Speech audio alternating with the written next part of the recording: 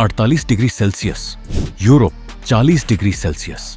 सुनने में लगता है कि ज्यादा खतरा भारत में होना चाहिए, लेकिन इस समय दुनिया की सबसे गंभीर हीट वेव यूरोप झेल रहा है। विश्व स्वास्थ्य संगठन और यूरोपीय स्वास्थ्य एजेंसियों के प्रारंभिक आकलनों के अनुसार इस हीट वेव के दौरान 1300 से अधिक अतिरिक्त मौतों की रिपोर्ट सामने आई है। तो क्या यूरोप की 40 डिग्री भारत की 48 डिग्री से ज्यादा खतरनाक है? यदि जवाब केवल तापमान होता तो भारत हर साल सबसे बड़ी त्रासदी का सामना करता, लेकिन ऐसा नहीं होता, क्योंकि इंसान को मारने वाली चीज हमेशा तापमान नहीं होती। कई बार तैयारी की कमी होती है, और इसी एक अंतर को समझने के लिए हमें यूरोप की सड़कों से निकलकर आर्कटिक की बर्फ तक जाना पड़ेगा। दोस्तों, भारत के अधिकांश हिस्से सदियों से गर्म जलवायु के साथ विकसित हुए हैं। घरों की बनावट, दैनिक जीवन और लोगों की आदतें लंबे समय में इस मौसम के अनुरूप ढल गईं। दूसरी ओर यूरोप का बड़ा हिस्सा लंबे समय तक ठंडी और समशीतोष्ण जलवायु वाला क्षेत्र रहा। इसलिए जब लगातार कई दिनों तक असामान्य गर्मी पड़ती है तो पूरा शहरी ढांचा दबाव में आ जाता है। इस दबाव को यूरोप की जनसंख्या संरचना और बढ़ा देती है। सबसे बड़ा खतरा दिन का तापमान नहीं है। खतरा तब शुरू होता है जब रात भी गर्म बनी रहती है।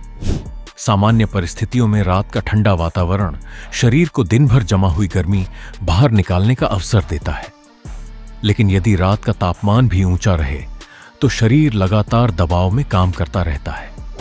यही स्थिति आगे चलकर हीट एग्जॉशन और गंभीर मामलों में हीट स्ट्रोक का कारण बन सकती है।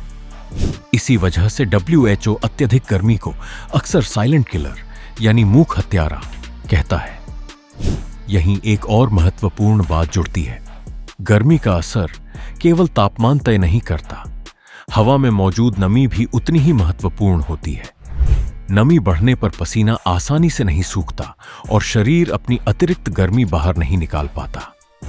इसलिए कई बार अपेक्षाकृत कम तापमान भी अधिक खतरनाक साबित हो सकता है। इसी कारण वैज्ञानिक हीट इंडेक्स और वेट बल्ब टेम्परेचर जैसे संकेतकों का उपयोग करते हैं। यहीं से कहानी स्थानीय मौसम से निकलकर वैश्विक जलवायु तक पहुंचती है। हजारों किलोमीटर दूर आर्कटिक में हो रहे बदलाव यूरोप की हीट वेव को प्रभावित कर रहे हैं। कभी आर्कटिक की मोटी बर्फ सूर्य की अधिकांश ऊर्जा को अंतरिक्ष में लौटा देती थी। इसे एल्बेडो इफेक्ट कहा जाता है। जलवायु परिवर्तन के साथ बर्फ तेजी से पिघलने लगी। उसकी जगह गहरा समुद्री जल दिखाई देने लगा, जो अधिक ऊर्जा अपने भीतर अवशोषित करता है। इससे तापमान और बढ़ता है, फिर और बर्फ पिघलती है। इस स्वयं को तेज करने वाली प्रक्रिया को पॉजिटिव फीडबैक लूप कहा जाता है। यही कारण है कि आर्कटिक वैश्विक औसत से कहीं अधिक तेजी से गर्म हो रहा है। वैज्ञानिक इसे आर्कटिक एम्प्लीफिकेशन कहते हैं। इसका असर केवल आर्कटिक तक सीमित नहीं रहता।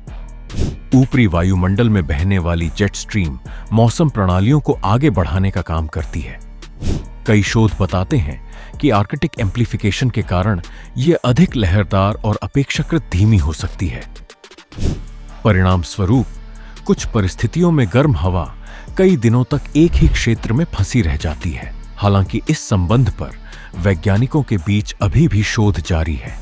यदि उसी समय ऊपर उच्च वायुदाब का क्षेत्र बन जाए तो स्थिति और गंभीर हो जाती है। इसे हीट डोम कहा जाता है। मानो गर्म हवा के ऊपर एक अदृश्य ढक्कन रख दिया गया हो। गर्मी बाहर नहीं निकल पाती और तापमान लगातार ऊंचा बना रहता है। हालांकि हर हीट वेव हीट डोम के कारण नहीं होती, लेकिन जहां यह बनता है वहां गर्मी लंबे समय तक बनी रह सकती है। यूरोप की चुनौती यहीं समाप्त नहीं होती।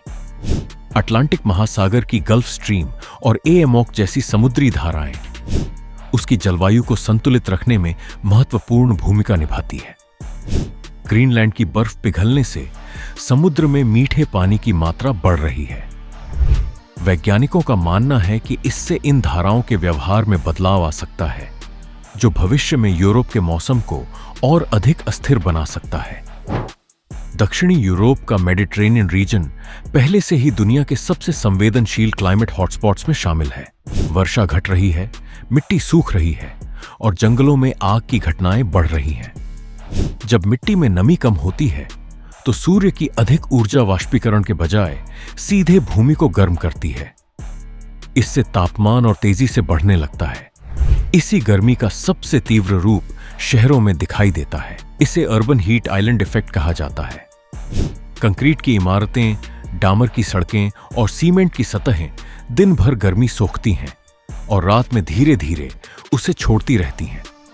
परिणाम स्वरूप शहर रात में भी ठंडे नहीं हो पाते और लोगों के शरीर को राहत नहीं मिलती।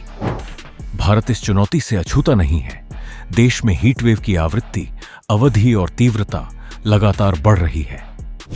हालांकि आईएमडी की अर्ली वार्निंग सिस्टम, एनडीएमए के दिशा निर्देश और अहमदाबाद जैसे शहरों के हीट एक्शन प्लान बेहतर तैयारी की दिशा में महत्वपूर्ण कदम है, लेकिन केवल चेतावनी पर्याप्त नहीं होगी।